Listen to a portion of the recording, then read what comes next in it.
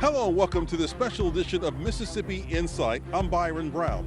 We are recording this at the Neshoba County Fair Thursday after a ruckus round of speeches by candidates for the governor's office. Brandon's always been thick with the crookedest lawyers in Mississippi. Tate Reeves better not open his mouth to me one time in this campaign about values of standing up for law enforcement. This morning we'll play back key excerpts from speeches by Governor Tate Reeves and Democratic candidate Brandon Presley. Once again, it's clear that this election will be pointed and personal, but we'll keep the focus on policy and other matters of substance. We'll also hear from the governor's Republican primary opponents, David Hardigree and John Witcher. We'll call it a Neshoba Showdown this Sunday on Mississippi Insight. We're going to play these excerpts in the order that these candidates spoke here at the Neshoba County Fair. We'll begin with David Hardigree. He's a Republican from Florence and a retired veteran of the U.S. Army. I did safety in the military, and when the boss comes to you and says, hey, I need this taken care of, you find a solution, and you get it taken care of. Normally, you have a solution first before you address the problem, because that way when they come to you, you say, what is your solution? Well, I tend to do this. A 10 basically means you're going to take ownership of whatever it is that you've given you. It's part of leadership. When you see something coming up or you address it, you get that taken care of, and then you move on. And I encourage all the candidates who are running for some type of office that when you do is you take ownership of your position, because you are responsible for the people that you're taking care of. As everybody working together, I know there's a lot of good people here in the state of Mississippi. We just need some help, just a little bit of course change on the rudder. But on my platform, on my sign, basically, is standing on faith. And faith is the acronym, basically, that says future accountability in the House. As we say we're going to do things, we're going to make sure that it's executed, and this is going to benefit everybody in the state of Mississippi. Hardegree is not Governor Reeves' only competitor for the primary. John Witcher is a physician formerly of Baptist Medical Center in Yazoo City. We need to unite Mississippi, one Mississippi, under God, indivisible, with justice for all. So I've been out speaking for a couple years as a medical doctor, okay? I am against this COVID debacle. There's no doubt about it, okay? I'm a medical doctor. We're fighting to stop the COVID shots in Mississippi. They must be stopped. People are being injured and dying from these COVID shots, and we will stop them, okay? That's number one. Number two, I'm against the, yes, thank you. I'm against these, the woke agenda, folks. We must stand up. It doesn't matter. As an adult, you can do what you want, but don't come after our children, okay? And listen, the rainbow is God's. In the beginning, God had that rainbow as a promise that he would never destroy us with a flood, okay? But folks, as good Mississippians, many of us, we are Bible-believing here in the Bible Belt. And I hold this Bible up as our standard by which we can unite and live by, folks. We need to put the 10 Commandments back into our legal system, prayer back in schools. And by the way, our Mississippi Constitution says a Bible should be in every classroom. Our next speaker is the man who may pose the biggest threat to Governor Reeves' re-election bid. Democrat Brandon Presley is up next when Mississippi Insight continues.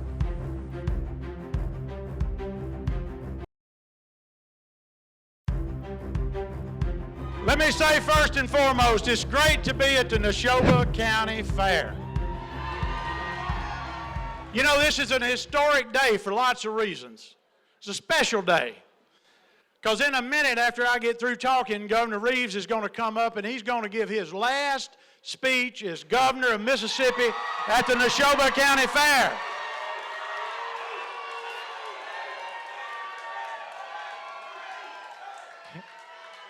Because we're going to send him to the unemployment line in November. You know, the governor's he's had some distinction this week. We found out a few days ago that he's tied with the governor of Oregon to be the most unpopular governor in America. But he also, hey, he ain't done winning yet. He won the prize for being the most unpopular governor in the South. Now look, coming from where I came from in that little tiny town of Nettleton, I shouldn't be standing here as a candidate for governor. Folks who grew up the way I grew up don't get a chance to run for governor. My daddy was murdered the first day I was in the 3rd grade. And my mother was a widow and a single parent that struggled every single day just to pay the bills. My sister Greta's here today. Greta and Greg and I grew up in a house in which sometimes there was no electricity. Not because my mama didn't know that the bill was due. It's because she didn't have the money to pay it. Sometimes we didn't have running water. I understand where working people are in Mississippi. Everybody cannot be born rich and lucky. And that's why you need a governor that'll stand up for the people of Mississippi, that'll care.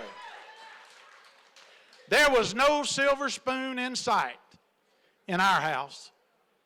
But my mama made things as best as mamas do. When the power was cut off, she'd say, you know what? We're going to act like we're camping out this week. So I understand where working people are, and Tate Reeves doesn't have a clue. He doesn't have a clue as to what people in Mississippi are struggling with. And when he comes up here in a few minutes, he's going to do his best to whistle past the problems in Mississippi, including our health care crisis. And much like Nero of old, he's fiddling while our hospitals are burning to the ground. And he doesn't care. He doesn't care. This man's been caught in the largest public corruption scandal in Mississippi history. And he claims to be a numbers man. We've heard for years he's a numbers man. Well, let me tell you some numbers that this numbers man won't tell you. After he fired the prosecutor in the case that now we call the welfare scandal, you know, that's the one where Brett Favre got $5 million for a volleyball court. Y'all remember that. Let me give you some numbers that this numbers man is not going to talk about. 13 depositions that were delayed because Tate Reeves fired the investigator in the case. Let's talk about $1,300,000 that the governor himself inspired as a payment to his personal trainer. And this guy's going to jail for 34 years, and he said the lieutenant governor then, Tate Reeves, inspired the money to go to him. Let's talk about $25,000 in campaign contributions just a few months ago from somebody named Ken Nakud, I don't know how you say his name, but at the end of the day ended up just a little bit later being appointed to the Gaming Commission. Let's talk about 2,253 children that died in a 6-year period in Mississippi because of lack of health care. Let's talk about 157 hospital workers at St. Dominic's Hospital laid off. So when he wants to talk about numbers, make sure he gives you the full picture of the numbers. Now, the fact of the matter is this. The fact of the matter is this. You know it, and I know it in our gut. Tate Reeves doesn't care anything about us. He doesn't care anything about working people. If you can't write a campaign check, or you're not part of his little club of buddies and insiders, you're shut out of state government. You're shut out because he cares about one thing. Himself. That's all he cares about. It's why in this campaign, and you watch up here today, he will not open his mouth one time to propose ethics reform in Mississippi to stop the welfare scandal from ever happening again, but also to clean up state government. You and I know we've got a system in Jackson that's bought and sold to the highest bidder for the most cash. We have a system in which the legislature can raise money, and the governor and lieutenant governor can raise money during the legislative session when they ought to have their mind on our business instead of the lobbyist business. Who's going to carry them fishing? Who's going to carry them golfing? We need to return state government to the people of the state of Mississippi. And I am so proud. I'm so proud that in this campaign we're building a coalition of Republicans and Democrats and independents, people who might not ever agree on many issues, that understand that it is time to end the reign of Tate Reeves and end his corrupt political career once and for all.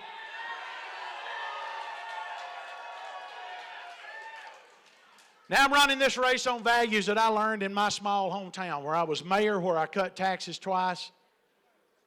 A town that's near and dear to my heart. A town in which My mama raised me, and she was a preschool teacher. She worked at a garment factory.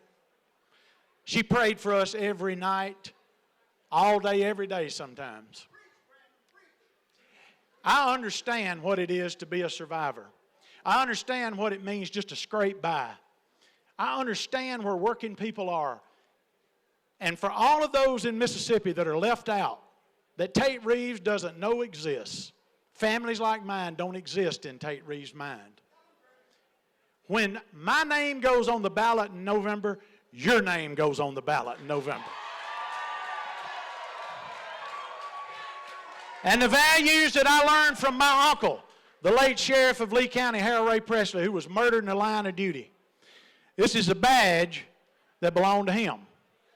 And at home in Nettleton, I've got the gun that was on his hip the night he was killed, and the flag that was draped across his coffin. So Tate Reeves better not open his mouth to me one time in this campaign about values of standing up for law enforcement. He's never stood where I've stood. He's never been where I've been. Now, when you go into the voting booth in November, I want you to think about one thing. Which candidate has got the guts and the backbone to stand up for us? Which candidate has spent an entire career? Hey.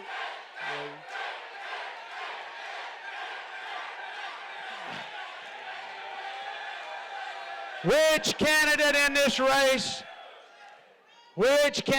this race, when your right to vote was taken away, would stand up for your right to vote? Not Tate Reeves.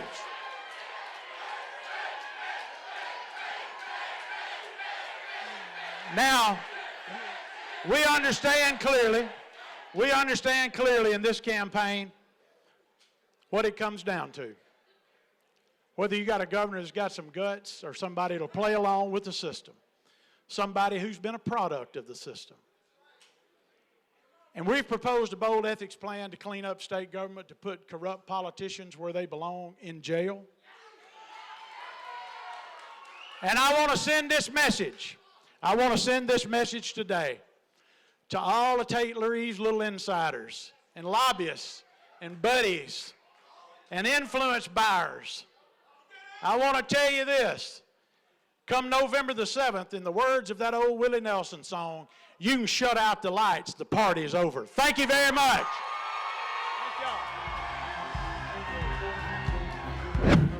After the break, Governor Tate Reeves had his own choice words for his Democratic opponent. We'll hear from him next. Is Mississippi Insight, only on WJTV.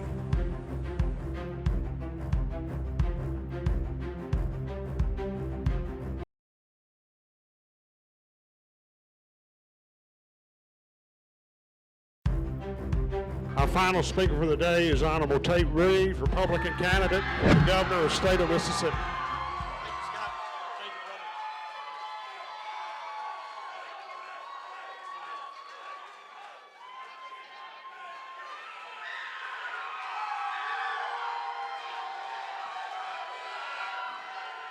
Good morning, Neshoba County!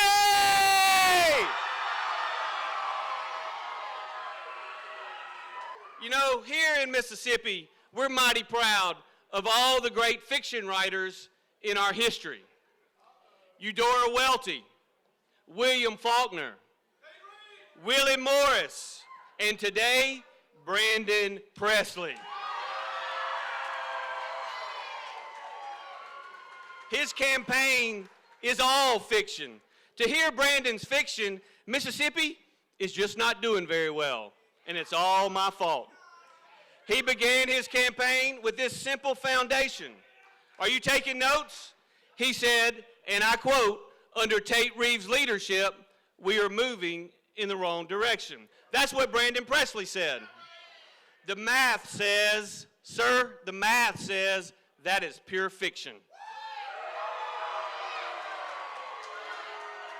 Now, let's talk about the math. You know that numbers are my training. And as governor, I keep very close tabs on the numbers. In fact, in government, the numbers are the facts. The numbers and the facts say Mississippi has momentum. The facts say our unemployment rate is 3.1%. That's the lowest ever. The facts say that Mississippi attracted $6 billion in new capital investment in the last year. $6 billion with a B. New jobs, new careers, and new stability for Mississippi. Brandon Presley's idea of stability is a welfare check from the government. My idea is a career full of paychecks that keep getting better and better year after year. The facts say that Mississippi is #1 in the country in reading and math gains. The facts say Mississippi has gone from schools ranked 49th to schools that are better than a majority of the states in this country. Even the New York Times had to admit it and called it, quote, the Mississippi miracle. That's not to say we don't need more positive change. We do. For instance, we need to change our income tax. We need to change the income tax rate to 0 without raising any other taxes. Now, we've made big cuts, but we need to get rid of it once and for all. We cannot be satisfied just taking jobs from Arkansas and Alabama.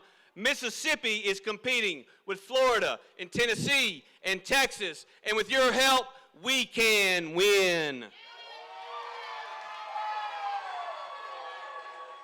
We need to keep changing our test scores in our schools. We're almost in the top 20 in America, and with Mississippi's momentum, we can get all the way to the top. We need to change our expectations. Brandon Presley and his party are happy to see people go on welfare. He campaigns on wanting more welfare. He thinks welfare is a destination. I think we need to insist that a job is the destination for everyone in Mississippi. A job with benefits. My campaign for governor is pretty simple. It's not about me, it is about results. It's not about what I have done, it's about what we have done together. The largest tax cut in state history, the largest teacher pay raise in state history, the lowest unemployment in state history, the most capital investment in state history. Mississippi has momentum, and this is Mississippi's time. Now, to believe Brandon Presley's campaign, you got to believe that none of that is true. Listen to what he said. He said the reason to vote for him is we are moving in, quote, the wrong direction. To support him, you got to believe we are on the wrong track. You got to believe that our culture is wrong and that our values are bad. You want to say yes to that, sir? Because you believe it. You believe it, don't you? Yes, sir. You got to believe that our culture is wrong and that our values are bad. You got to think that the state would be better off run by Benny, Biden, and Brandon.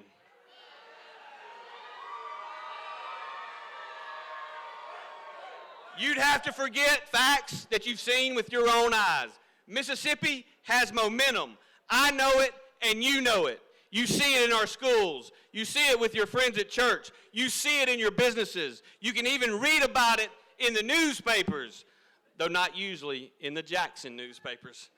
Mississippi's momentum did not happen overnight. It was built on the good character of our people, but it took work.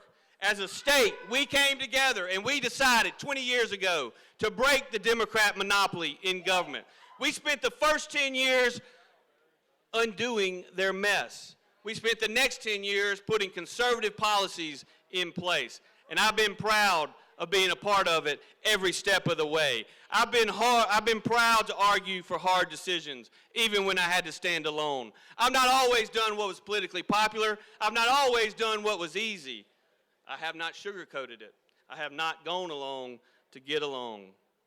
But I have fought for Mississippi and her values.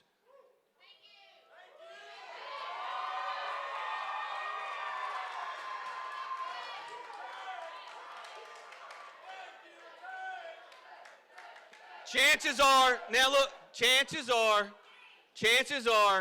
this is my last political campaign. You're not going to like this next part very much. But this will not be my last trip to the podium at this historic pavilion.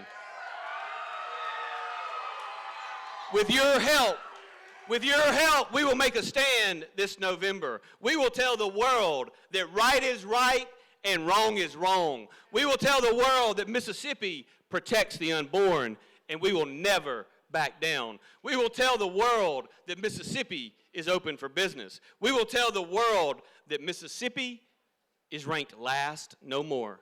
We will tell the world that Mississippi has momentum and that this is Mississippi's time. Thank y'all, Neshoba County. God bless you, and may God bless Mississippi.